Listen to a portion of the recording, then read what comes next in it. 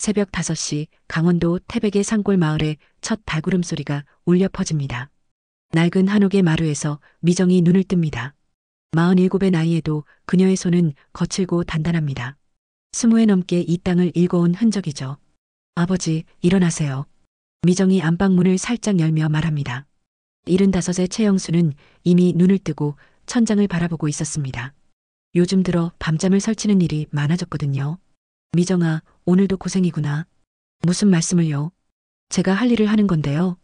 미정은 부엌에서 된장찌개를 끓이며 생각에 잠깁니다. 도시로 떠난 두 오빠들은 언제부터인가 연락이 뜸해졌습니다. 명절에도 핑계를 대며 내려오지 않았죠. 첫째 상우는 서울에서 작은 사업을 한다고 했고, 둘째 상진은 부산에서 회사를 다닌다고 했습니다. 형들은 바쁘니까 이해해야지. 미정은 스스로에게 말하며 아버지의 약을 챙깁니다. 고혈압약, 당뇨약, 관절염약까지. 나이가 들수록 약봉지는 두꺼워져만 갔습니다. 아침 식사를 마친 후 미정은 밭으로 향합니다. 4,000평 남짓한 밭에는 배추와 무가 자라고 있습니다. 어머니가 돌아가신 후 10년 동안 미정 혼자서 이 모든 걸 지켜왔습니다. 미정아, 이웃집 김할머니가 손을 흔들며 다가옵니다. 70이 넘은 나이에도 정정한 분이죠. 할머니, 안녕하세요. 참 억척스럽게 산다. 우리 미정이. 혼자서 이 넓은 밭을 다 돌보고. 할머니도 혼자 사시잖아요. 나야 자식들이 다 키워놨으니까. 근데 넌 아직 총각이잖아. 시집은 언제 갈 거야? 미정은 씁쓸하게 웃습니다. 47의 나이에 시집 이야기라니. 젊을 때는 서울로 나가고 싶었지만 어머니가 아프시면서 발목이 잡혔습니다. 어머니가 돌아가신 후에는 아버지를 혼자 둘 수 없었고요. 가족이란 건 결국 뿌리처럼 남는 사람만 지켜야 하는 거죠. 미정의 말에 김할머니가 고개를 끄덕입니다. 그래, 효자 딸이야. 근데 오빠들은 연락도 안 하나? 가끔씩 하죠. 바쁘니까요. 사실은 거짓말입니다. 지난 추석에도 두 오빠는 각자 핑계를 댔습니다. 상우는 사업이 바쁘다고, 상진은 아이들 학원비 때문에 여유가 없다고 했죠. 해가 중천에 뜰 무렵 미정은 밭일을 마치고 집으로 돌아옵니다. 아버지는 마루에 앉아 멍하니 산을 바라보고 있습니다. 아버지, 이렇게 앉아 계시면 몸만 더 아파요. 미정아, 내가 너무 오래 산 것 같다. 무슨 말씀을 그렇게 하세요. 너 혼자 다 짊어지게 해서 미안하다. 미정은 아버지 옆에 앉습니다. 아버지의 손은 나무 껍질처럼 거칠었지만 여전히 따뜻했습니다. 제가 선택한 일이에요. 후회하지 않아요. 상훈이와 상진이한테 미안해서 어떻게 하지. 오빠들도 각자 사정이 있으니까요. 아버지는 한숨을 깊게 쉽니다. 어쩐지 오늘따라 기운이 없어 보입니다. 점심을 먹고 나서 미정은 아버지를 모시고 보건소에 갑니다. 정기검진을 받을 날이었거든요. 의사는 혈압이 조금 높다며 약을 조정해 줍니다. 보호자분이 잘 챙겨주시는 것 같네요. 딸이 고생이 많습니다.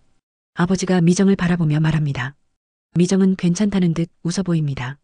집으로 돌아오는 길 아버지가 갑자기 말합니다. 미정아, 내가 만약 먼저 가게 되면 이 집과 땅은 내가 가져야 한다. 아버지, 그런 말씀 마세요. 아니다. 너만이 이 집을 지켰고 나를 돌봤다. 형들은 돈만 보고 올 거야. 미정은 아버지의 말이 서글펐습니다. 가족이 이렇게 멀어질 줄 몰랐습니다. 저녁 식사를 마친 후 미정은 설거지를 하며 창밖을 바라봅니다. 해가 서산으로 넘어가고 마을의 불빛이 하나둘 켜집니다. 평범한 하루가 또 지나갑니다. 미정아, 일찍 자거라. 네, 아버지도 주무세요.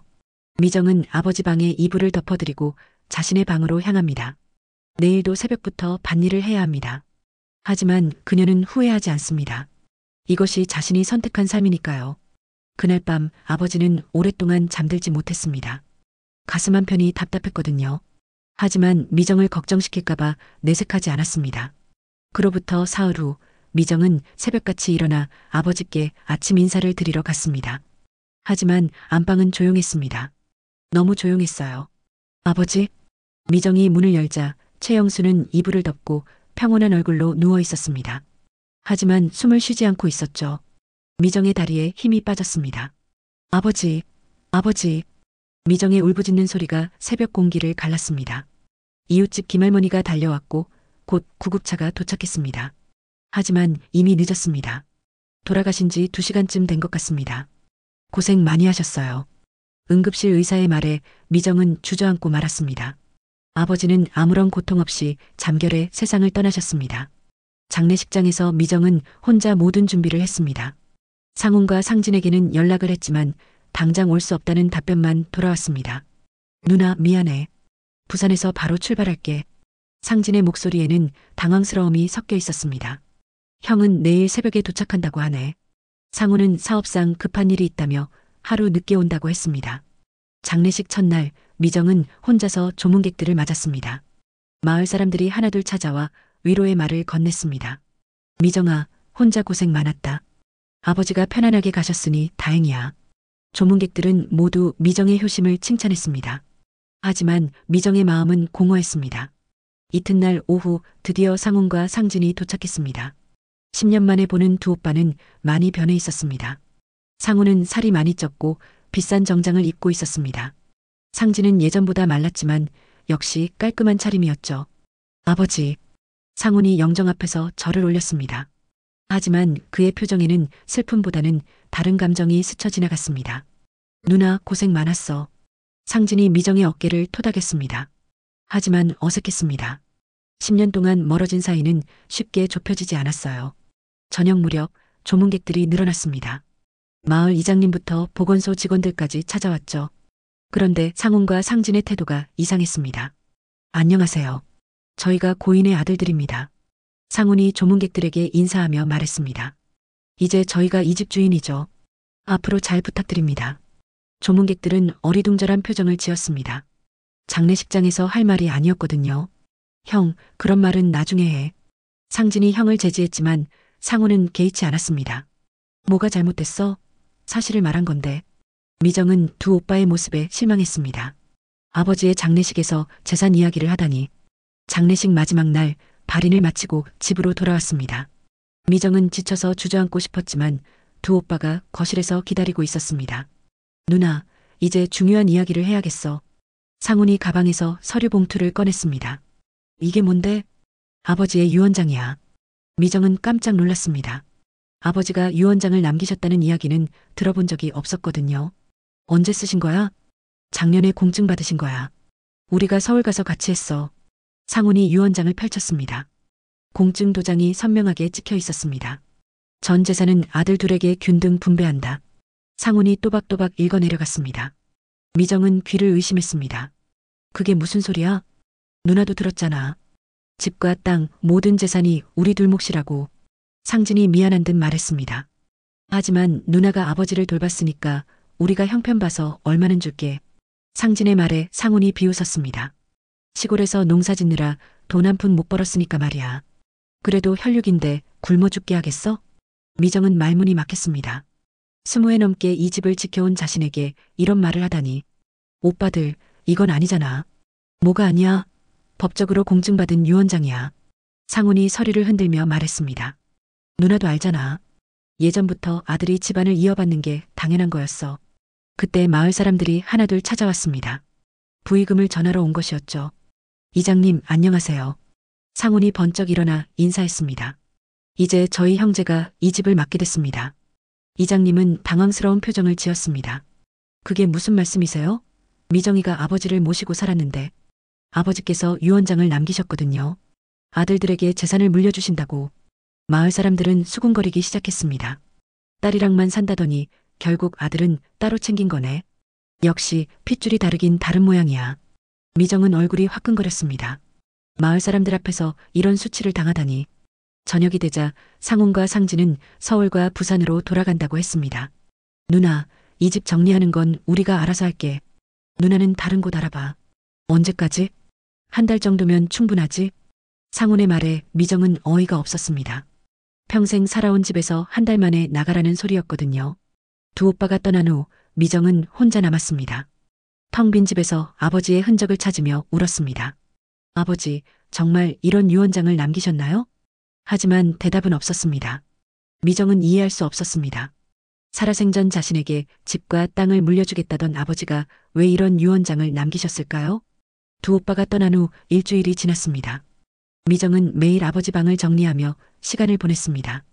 아버지의 옷가지를 개어넣고 서랍 속 오래된 사진들을 들여다보곤 했죠. 아버지, 정말 그런 유언장을 쓰셨나요? 미정은 아버지의 영정 앞에서 중얼거렸습니다. 아무리 생각해도 이해가 되지 않았거든요. 살아생전 아버지는 분명히 말씀하셨습니다. 이 집과 땅은 미정이 가져야 한다고. 그날 오후 미정은 아버지의 장롱을 정리하기 시작했습니다. 오래된 한복과 양복, 그리고 낡은 이불들이 가득했어요. 장롱 맨 밑칸을 비우려는데 뭔가 이상했습니다. 바닥판이 살짝 들떠 있었습니다. 미정이 손으로 만져보니 이중 바닥이었어요. 나무판을 들어 올리자 그 밑에서 작은 철제 금고가 나타났습니다. 이게 뭐지? 금고는 생각보다 무거웠습니다. 손잡이에는 노란 종이가 실로 묶여 있었어요. 아버지의 친필이었습니다. 미정아, 내가 이걸 보는 날이 올 줄 알았다. 미정의 손이 떨렸습니다. 아버지가 남긴 메시지였습니다. 금고에는 자물쇠가 채워져 있었습니다. 미정은 아버지가 평소 쓰시던 열쇠들을 찾아왔습니다. 세 번째 열쇠에서 딸깍 소리가 났어요. 금고가 열렸습니다. 안에는 여러 가지가 들어 있었습니다. 등기 서류, 은행 통장, 그리고 아버지의 친필로 쓰인 편지 한 통. 가장 위에는 깨끗하게 접힌 종이가 있었는데 펼쳐보니 유언장이었습니다. 유언장? 미정은 깜짝 놀랐습니다. 오빠들이 가져간 것과는 다른 유언장이었거든요. 나 최영수는 정신이 온전한 상태에서 이 유언장을 작성한다. 나의 모든 재산인 강원도 태백시 소재 토지와 가옥은 막내딸 미정에게 상속한다. 미정은 나의 말년을 돌보며 희생했고 이 땅을 가장 사랑했다. 미정은 눈을 의심했습니다. 아버지의 필체가 분명했어요. 하지만 공증 도장은 없었습니다. 편지를 펼쳐 읽어보았습니다. 미정아, 이 편지를 읽고 있다면 내가 세상을 떠났겠구나. 먼저 미안하다. 내가 혼자 모든 걸 짊어지게 해서. 상훈이와 상진이는 어릴 때부터 도시를 동경했다. 그래서 서울로, 부산으로 떠나게 해줬다. 하지만 너는 달랐다. 이 땅을, 이 집을 진심으로 사랑했다. 미정의 눈에 눈물이 맺혔습니다. 이 집과 땅은 내가 지켰고 내 것이어야 한다. 형들은 내 땀을 보지 않았다. 돈만 보고 올 것이다. 진짜 유언장은 내 손에 있다. 하지만 아직 공증을 받지 못했다. 미안하다. 미정은 편지를 읽으며 울었습니다. 아버지는 모든 걸 알고 계셨던 거예요. 그런데 오빠들이 가진 유언장은 뭐지? 미정은 혼란스러웠습니다. 공증까지 받은 유언장이 가짜일 리는 없을 텐데. 그때 김할머니가 찾아왔습니다. 미정아, 밥은 먹었어? 할머니, 와보세요. 이상한 걸 발견했어요. 미정은 김할머니에게 상황을 설명했습니다. 금고에서 나온 유언장과 편지 이야기를 했죠. 어머, 그럼 오빠들이 가진 게 가짜란 말이야? 저도 모르겠어요. 너무 혼란스러워요. 김할머니는 한참 생각하더니 말했습니다. 미정아, 읍내에 변호사 선생님이 계시잖아. 한번 물어봐. 그래도 될까요? 당연하지. 내 권리를 찾는 건데. 다음 날 미정은 읍내로 향했습니다. 노 변호사 사무실은 시장 근처에 있었어요. 60대 후반의 노 변호사는 이 지역에서 오래 활동한 분이었습니다. 어서 오세요. 최영수 씨 따님이시죠? 네, 상담받고 싶어서 왔어요. 미정은 2개의 유언장을 보여주며 상황을 설명했습니다. 노 변호사는 돋보기를 끼고 꼼꼼히 살펴보았습니다. 이상하네요. 뭐가 이상한가요? 공증받은 유언장의 필체가 좀 어색해요. 그리고 날인 방식도 일반적이지 않고. 노 변호사는 확대경을 가져와 더 자세히 들여다보았습니다. 이건 필체 감정을 받아봐야겠어요. 위조 가능성이 있습니다. 정말요? 네. 그리고 한 가지 더 이상한 점이 있어요. 노 변호사가 손가락으로 가리키며 말했습니다. 유언장 작성 날짜를 보세요. 작년 3월이죠? 그런데 이때 아버님이 서울에 가셨나요? 아니요. 작년에는 한 번도 서울에 안 가셨어요. 몸이 아프셔서. 그럼 더욱 이상합니다. 공증은 본인이 직접 가야 하거든요. 미정은 점점 의심이 커졌습니다. 집으로 돌아와서 미정은 마을 사람들에게 물어보기 시작했습니다. 작년에 아버지가 서울에 가신 적이 있는지. 아니야, 미정아. 내 아버지는 작년에 한 번도 마을을 떠나지 않았어. 이장님이 확실하게 말씀하셨습니다. 그런데 왜 묻나? 그냥 궁금해서요. 미정은 더 자세히 알아보았습니다. 그런데 이상한 소문을 들었어요. 맞다. 작년 3월에 내 큰오빠가 왔었지. 슈퍼 아주머니가 말했습니다. 정말요? 응. 그때 뭔가 중요한 일이 있다고 했어. 아저씨랑 같이 어디 갔더라. 어디요? 글쎄, 읍내 쪽으로 갔는데. 그때 낯선 사람도 같이 왔어. 낯선 사람이요? 그래. 정장 입은 아저씨가 공증인이라고 하더라고. 미정은 충격을 받았습니다. 상훈이 작년에 공증인을 데리고 왔다는 거였어요. 그날 밤 미정은 상훈에게 전화를 걸었습니다. 오빠 작년에 공증인 데리고 온 적 있죠? 상훈은 잠시 말이 없더니 대답했습니다. 그게 왜? 아버지 유 원장 이야기 때문에요. 유 원장은 법적 효력만 보면 되는 거야. 감성파리로 뒤집을 수 있을 것 같아? 상훈의 목소리에는 비웃음이 섞여 있었습니다. 그래도 이상한 점이 많아요. 뭐가 이상해? 공증받은 서류가 있는데. 상훈은 전화를 끊어버렸습니다. 미정은 확신했습니다. 분명히 무언가 잘못되었다고. 아버지의 진짜 뜻은 따로 있다고. 다음 날 아침 미정은 다시 노 변호사를 찾아갔습니다. 마을에서 들은 이야기를 모두 전했어요. 그럼 작년 3월에 큰아들이 공증인을 데리고 왔다는 거군요. 네. 그런데 아버지는 그때 몸이 많이 안 좋으셨어요. 걸어다니기도 힘드셨고. 노 변호사는 고개를 끄덕였습니다. 더욱 의심스럽네요. 보통 유 원장 공증은 공증사무소에서 하거든요. 집으로 찾아오는 경우는 드물어요. 그럼 정말 가짜일 수도 있는 건가요? 가능성이 높습니다. 필체 감정을 신청해 봅시다. 노 변호사는 서류를 정리하며 말했습니다. 그런데 따님, 혹시 아버님이 평소에 어떤 말씀을 하셨는지 기억나세요? 미정은 아버지가 생전에 하신 말씀들을 떠올렸습니다. 항상 이 집과 땅은 제가 물려받아야 한다고 하셨어요. 제가 돌봤으니까 당연하다고. 그럼 아들들에게 재산을 물려준다는 유 원장은 더욱 이상하죠. 미정은 집으로 돌아와 더 자세히 조사하기 시작했습니다. 작년 3월 일기를 찾아보니 상훈이 온 날짜가 적혀 있었어요. 3월 15일. 상훈이가 갑자기 왔다. 중요한 일이 있다고 했다. 그 다음날 일기에는 이상한 내용이 적혀 있었습니다. 3월 16일. 상훈이가 이상한 사람을 데리고 왔다. 서류에 도장을 찍으라고 했다. 뭔지 모르겠지만 귀찮아서 찍었다. 미정은 깜짝 놀랐습니다. 아버지가 무슨 서류인지도 모르고 도장을 찍으셨다는 거였어요. 그때 김할머니가 찾아왔습니다. 미정아, 어떻게 됐어? 할머니, 이상한 걸 발견했어요.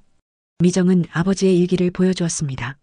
어머, 그럼 내 아버지가 속은 거네? 그런 것 같아요. 무슨 서류인지도 모르고 도장을 찍으신 거예요. 김할머니는 화가 났습니다. 그 나쁜 놈들이 아버지를 속이다니. 하지만 증명할 방법이 있을까요? 있을 거야. 반드시 있을 거야. 미정은 더 많은 증거를 찾기 위해 마을 사람들을 만나기 시작했습니다. 우체국 아저씨에게 물어보니 재미있는 이야기를 들었어요. 아, 그때 말이야. 내 큰오빠가 우체국에 와서 특이한 질문을 했어. 무슨 질문이요? 공증 서류를 우편으로 보낼 수 있냐고. 그래서 안 된다고 했지. 왜 안 돼요? 공증은 본인이 직접 해야 하거든. 대리로는 안 돼. 미정은 점점 확신이 섰습니다. 상훈이 뭔가 조작을 했다는 것을. 슈퍼 아주머니에게도 더 자세한 이야기를 들었습니다. 그때 내 아버지가 많이 당황해 하시더라. 뭔지 모르겠다고 하시면서. 정말요? 응.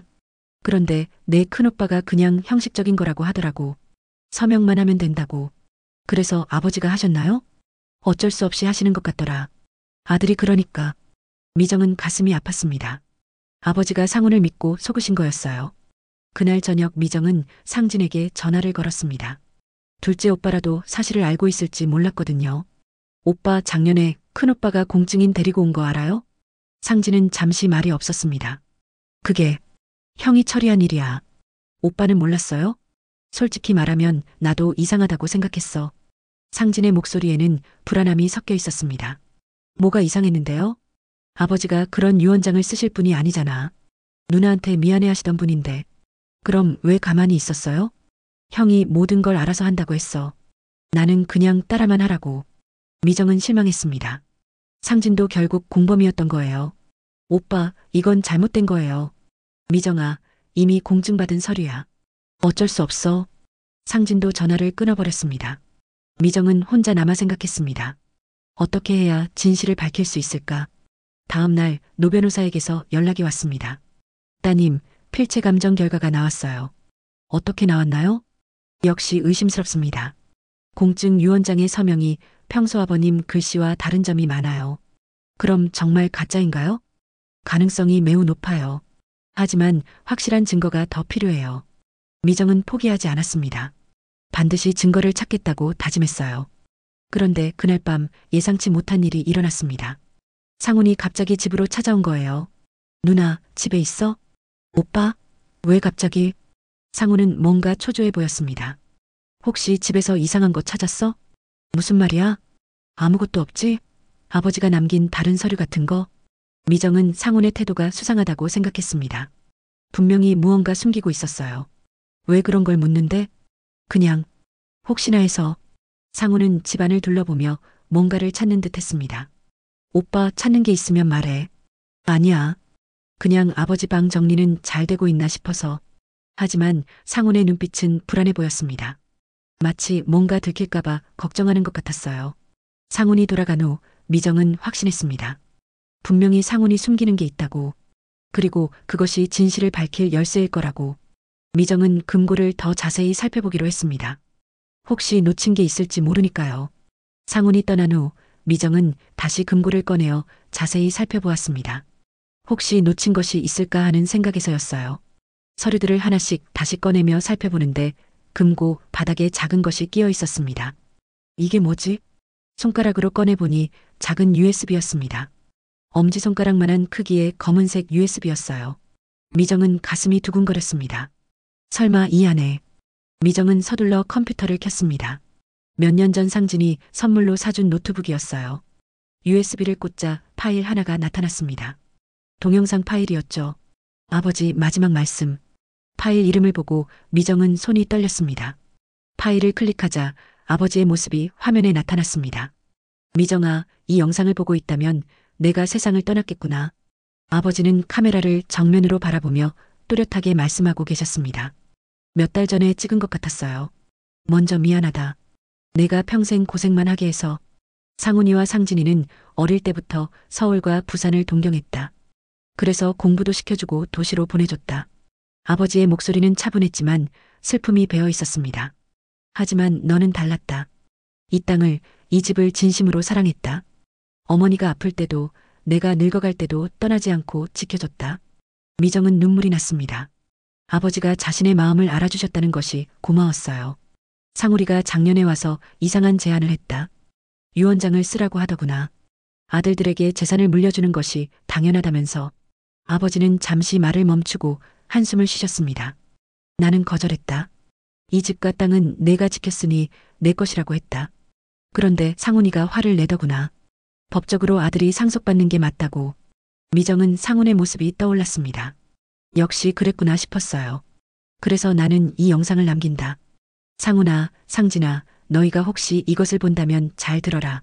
아버지는 카메라를 향해 엄중하게 말씀하셨습니다. 너희는 내 마지막을 보러 온 게 아니야. 그저 돈을 찾으러 온 거지. 10년 동안 한 번도 안부를 묻지 않았으면서 이제 와서 효자 행세를 하지 마라. 아버지의 목소리에는 분노가 섞여 있었습니다. 미정이는 내 마지막 밥을 해준 아이고 내 마지막 말을 들어준 아이다. 이 집과 땅은 그녀에게 간다. 이것이 내 진짜 유언이다.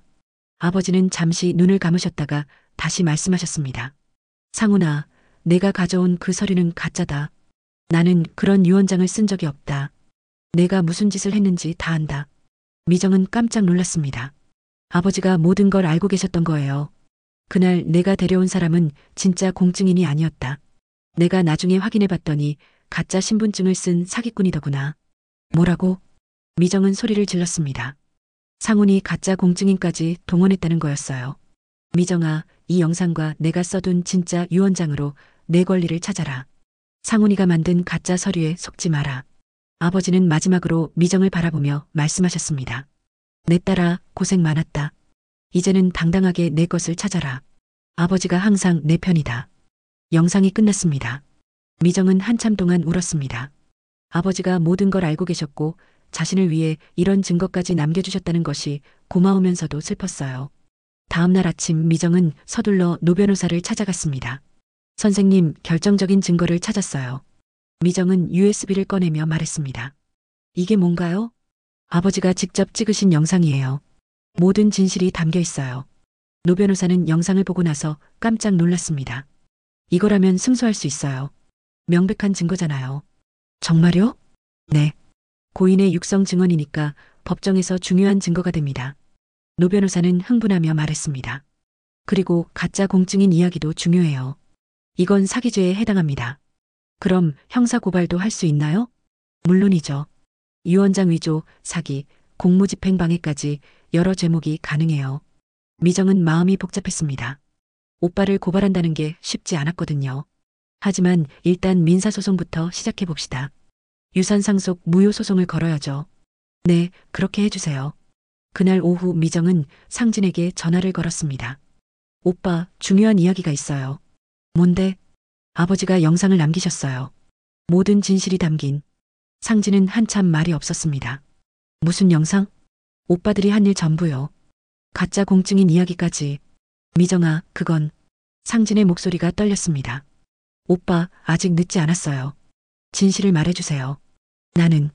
나는 형이 시킨 대로만 했어. 그럼 형이 모든 걸 계획한 거예요? 그래. 나는 반대했어. 하지만 형이 이미 다 진행했다고 하더라고. 상진은 울먹이며 말했습니다. 미정아, 미안해. 정말 미안해. 오빠가 진실을 증언해 주시면 돼요. 그럴게. 더 이상 거짓말은 못하겠어. 미정은 안도했습니다. 적어도 상진은 양심이 있었던 거예요. 그날 밤 상훈에게서 화가 난 전화가 걸려왔습니다. 야, 내가 상진이한테 뭐라고 했어? 진실을 말했을 뿐이에요. 무슨 진실? 아버지 영상이 뭐 어쨌다고? 오빠도 다 들었구나. 그까짓 거 가지고 뭘 할 수 있을 것 같아? 법적으로 공증받은 서류가 있는데. 상훈은 여전히 당당했습니다. 그 공증이 가짜라는 걸 아버지가 직접 말씀하셨어요. 증명해봐. 증명할 수 있으면 할 거예요.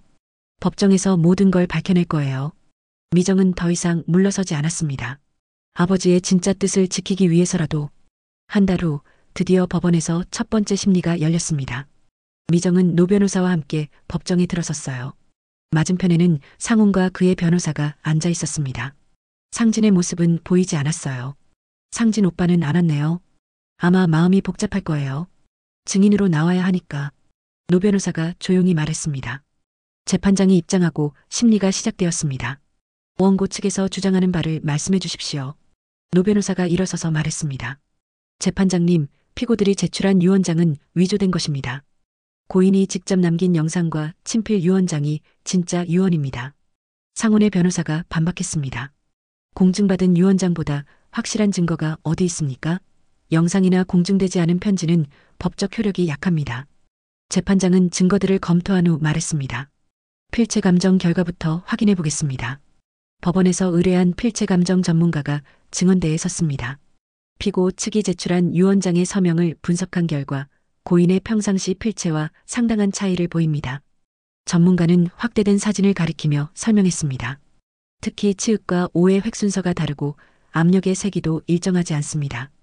위조 가능성이 90% 이상입니다. 상훈의 얼굴이 굳어졌습니다. 이에 있습니다. 필체는 나이가 들면서 변할 수 있습니다. 상훈의 변호사가 항변했지만 전문가는 고개를 저었습니다. 일반적인 노화로 인한 변화가 아닙니다. 명백히 다른 사람이 흉내낸 흔적이 있어요. 그 다음으로 미정이 증인으로 나섰습니다. 아버지는 생전에 항상 말씀하셨습니다. 이 집과 땅은 제가 지켰으니 제 것이라고요. 구체적으로 언제 그런 말씀을 하셨나요? 돌아가시기 사흘 전에도 그러셨어요. 형들은 돈만 보고 올 거라고, 저만이 진짜 가족이라고. 미정의 증언에 방청석이 웅성거렸습니다. 이번에는 아버지의 영상이 재생되었습니다. 법정은 조용해졌어요. 상훈아, 상진아, 너희는 내 마지막을 보러 온 게 아니야. 그저 돈을 찾으러 온 거지. 아버지의 목소리가 법정에 울려 퍼졌습니다. 미정은 다시 한번 눈물을 흘렸어요. 상훈아, 내가 가져온 그 서류는 가짜다. 나는 그런 유언장을 쓴 적이 없다. 상훈은 얼굴이 창백해졌습니다. 변호사에게 뭔가 속삭였지만 변호사도 당황한 기색이었어요. 그날 내가 데려온 사람은 진짜 공증인이 아니었다. 가짜 신분증을 쓴 사기꾼이더구나. 이 부분에서 상훈은 완전히 무너졌습니다. 손으로 얼굴을 가리며 고개를 숙였어요. 재판장이 물었습니다. 피고 최상훈 씨, 이 영상에 대해 어떻게 생각하십니까? 상훈은 한참 동안 대답하지 못했습니다. 그러다가 겨우 입을 열었어요. 아버지가 오해하신 것 같습니다. 어떤 오해입니까? 공증인은 진짜였습니다. 제가 확인했어요. 하지만 상훈의 목소리에는 확신이 없었습니다. 그때 법정 뒤쪽 문이 열리고 상진이 들어왔습니다. 그는 파리하게 마른 얼굴로 증인석으로 향했어요. 증인 최상진 씨, 선서해 주십시오. 상진은 떨리는 목소리로 선서를 했습니다. 증인은 작년 3월의 일을 기억하십니까? 노 변호사가 물었습니다. 네, 기억합니다. 그때 무슨 일이 있었나요? 상진은 상훈을 한번 바라보더니 고개를 떨구었습니다. 형이 공증인을 데리고 아버지를 만나러 갔습니다. 그 공증인에 대해 아는 바가 있습니까? 상진은 한참 망설이더니 말했습니다. 형의 친구였습니다. 진짜 공증인이 아니라. 뭐라고? 상훈이 벌떡 일어났습니다.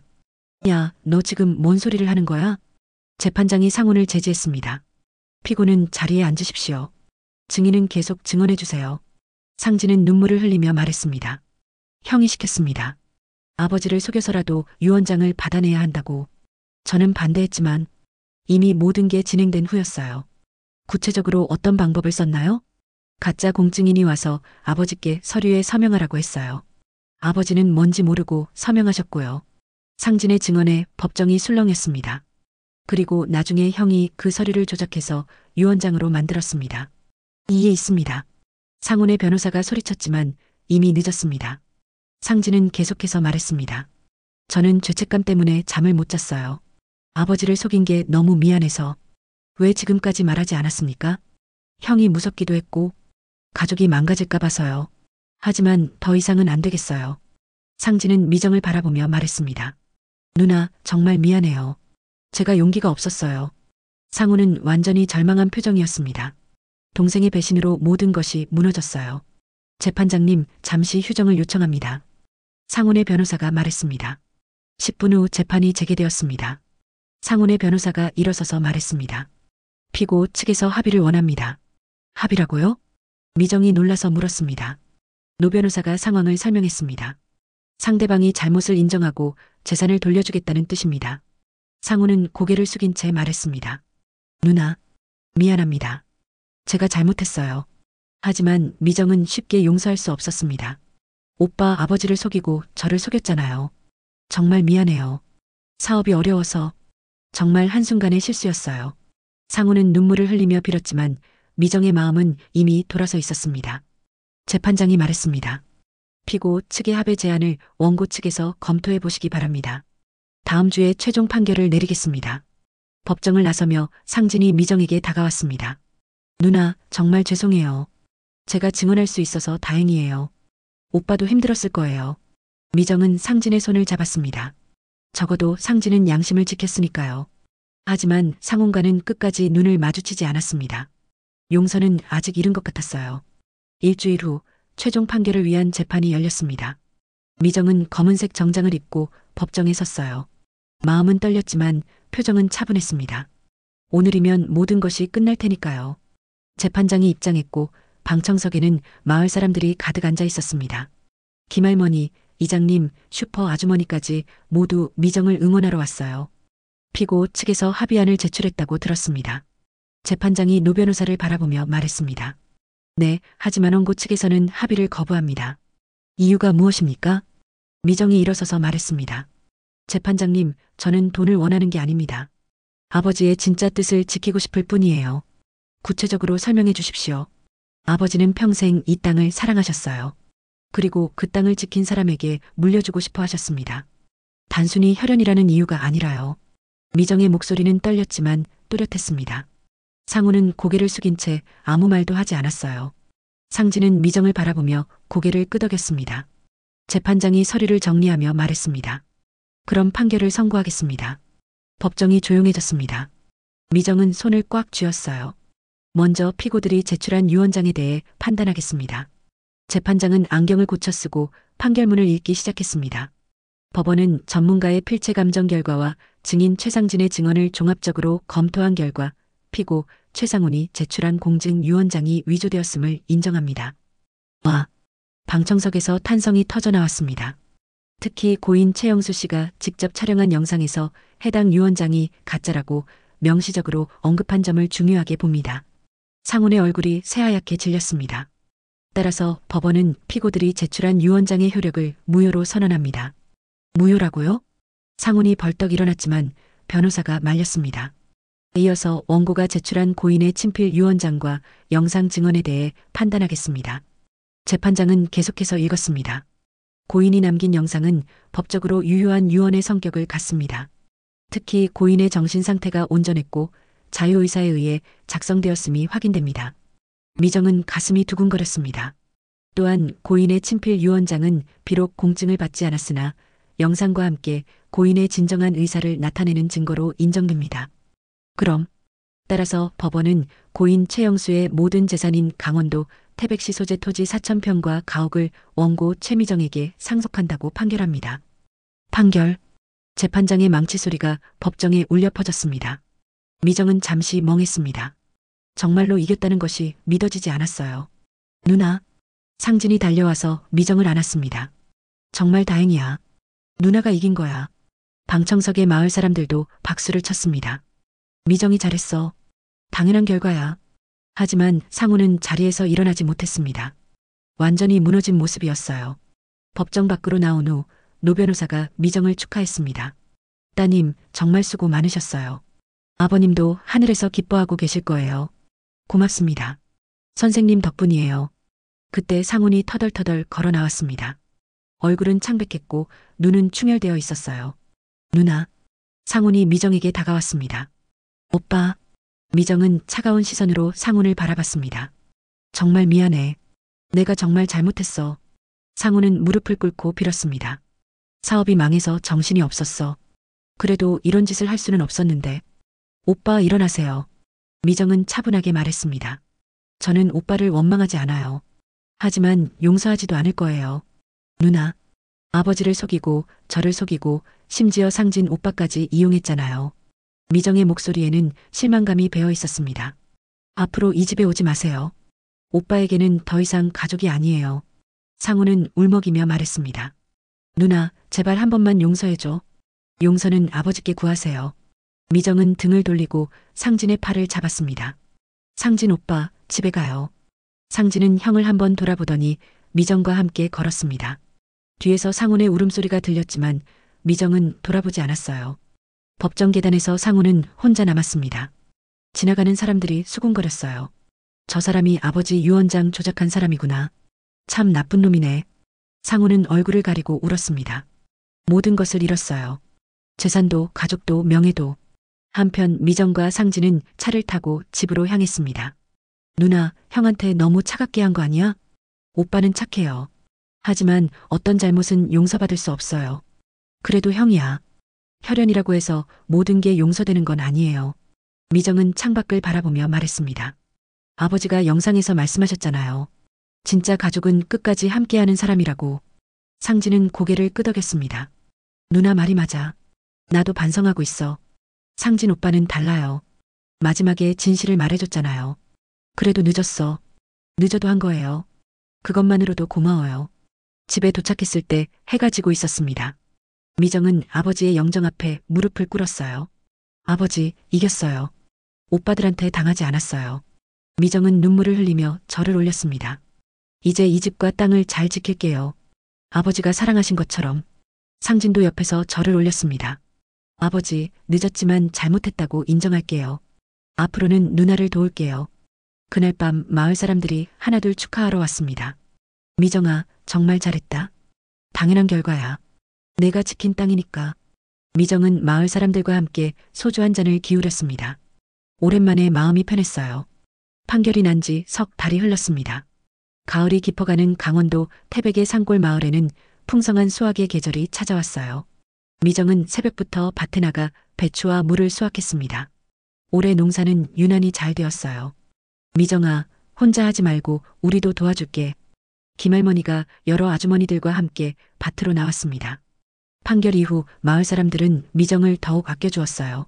할머니들, 고마워요. 하지만 제가 할 수 있어요. 뭔 소리야? 이웃끼리 도와가며 사는 거지.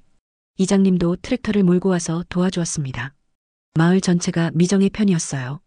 점심때가 되자 미정은 마당에 큰 상을 차렸습니다.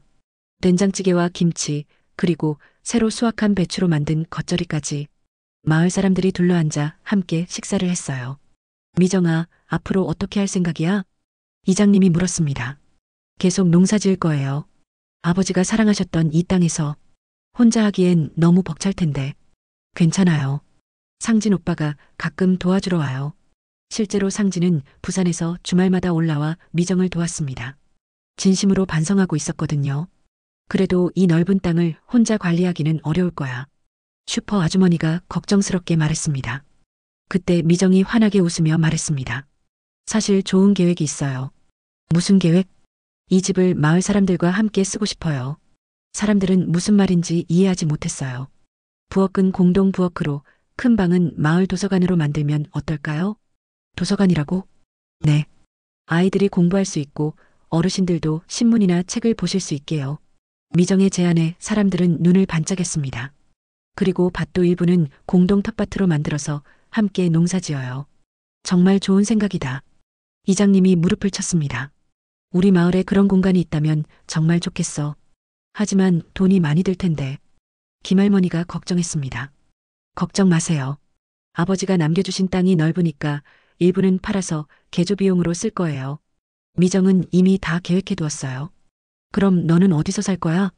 작은 방 하나면 충분해요. 혼자 사는데 이 큰 집이 필요 없어요. 미정의 말에 사람들은 감동했습니다.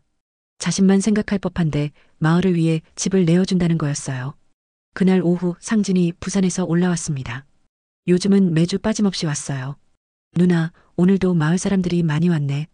응. 텃밭 축제 준비하고 있어. 텃밭 축제? 다음 주에 마을 사람들과 함께 김장을 하기로 했어. 축제처럼 재미있게. 상진은 누나의 변화에 놀랐습니다. 예전보다 훨씬 밝아졌거든요. 누나, 정말 대단해. 혼자만 생각할 법한데. 혼자 사는 게 무슨 의미가 있겠어? 함께해야 즐거운 거지. 그때 집 앞에 낯선 차가 섰습니다. 상훈이 내렸어요. 석 달 만에 보는 모습이었습니다. 많이 야위었고 옷차림도 초라했어요. 형? 상진이 놀라서 말했습니다. 누나 있어? 상훈은 조심스럽게 물었습니다. 미정이 마당으로 나왔습니다. 상훈을 보자 표정이 굳어졌어요. 왜 왔어요? 누나. 사과하러 왔어. 상훈은 무릎을 꿇었습니다. 정말 잘못했어. 용서해줘. 일어나세요. 사과는 아버지한테 하세요. 미정은 차갑게 말했습니다. 사업도 완전히 망했어. 아무것도 남은 게 없어. 그건 오빠 일이에요. 제발 한 번만. 오빠 아직도 모르겠어요? 미정은 상훈을 바라보며 말했습니다. 용서는 받는 게 아니라 스스로 얻는 거예요. 무슨 말이야? 진심으로 반성한다면 행동으로 보여야죠. 상훈은 이해하지 못했어요. 그때 상진이 나섰습니다. 형, 누나 말이 맞아. 우리가 잘못한 건 돈으로 해결될 일이 아니야. 그럼 어떻게 해야 하는데? 진짜 가족이 되려고 노력해야지. 상진의 말에 상훈은 한참 생각했습니다. 내가 어떻게 하면 될까? 미정이 말했습니다. 우선 마을 사람들한테 사과부터 하세요. 아버지 장례식 때 실례한 것. 그리고 그 다음은 오빠가 스스로 생각해 보세요. 상훈은 고개를 끄덕였습니다. 알았어. 시간이 걸리더라도 노력할게. 다음 주 드디어 텃밭 축제가 열렸습니다. 마을 사람들이 모두 모여서 김장을 했어요. 아이들부터 할머니까지 온 마을이 축제 분위기였습니다. 미정아, 정말 좋은 생각이었어. 이장님이 배추를 다듬으며 말했습니다. 이런 게 진짜 마을 공동체지. 노 변호사도 가족과 함께 왔어요. 따님, 그동안 어떻게 지내셨어요? 덕분에 잘 지내고 있어요. 선생님도 고생 많으셨어요. 아니에요. 그대가 지킨 건 아버지의 재산이 아니라 아버지의 마지막 자존심이었어. 노 변호사의 말에 미정은 뭉클했습니다. 그리고 그대 자신의 자존심도요. 저녁이 되자 마당에 큰 모닥불을 피웠습니다. 사람들은 둘러앉아 막걸리를 마시며 이야기꽃을 피웠어요. 미정아, 고마워. 우리 마을이 이렇게 활기를 되찾을 줄 몰랐어. 김할머니가 미정의 손을 잡으며 말했습니다. 저야말로 고마워요. 할머니들이 도와주셔서 가능한 일이었어요. 그때 상진이 미정 옆에 앉았습니다. 누나, 정말 대단해. 이 모든 걸 혼자 계획했다니. 혼자 한 게 아니야. 다 같이 한 거지. 미정은 모닥불을 바라보며 말했습니다. 아버지가 사랑하신 이 땅에서 사람들과 함께 살아가는 게 가장 좋은 상속인 것 같아. 상진은 고개를 끄덕였습니다. 형도 언젠가는 깨달을 거야. 그럴 거예요. 시간이 필요할 뿐이죠. 밤이 깊어갈수록 모닥불은 더욱 환하게 타올랐습니다. 마을 사람들의 웃음소리가 산골짜기에 울려 퍼졌어요. 미정은 하늘을 올려다보았습니다. 별이 유난히 밝았어요. 아버지, 잘 보고 계시죠? 이 땅이 이렇게 활기차게 변했어요. 아버지의 밭은 여전히 넉넉한 햇살을 머금고 있었습니다. 이제 그 땅의 주인은 미정이었지만 진짜 주인은 이 땅을 사랑하는 모든 사람들이었어요. 미정은 조용히 웃으며 고개를 끄덕였습니다. 이것이 아버지가 원하셨던 진짜 상속이었을 거라고 확신하면서요.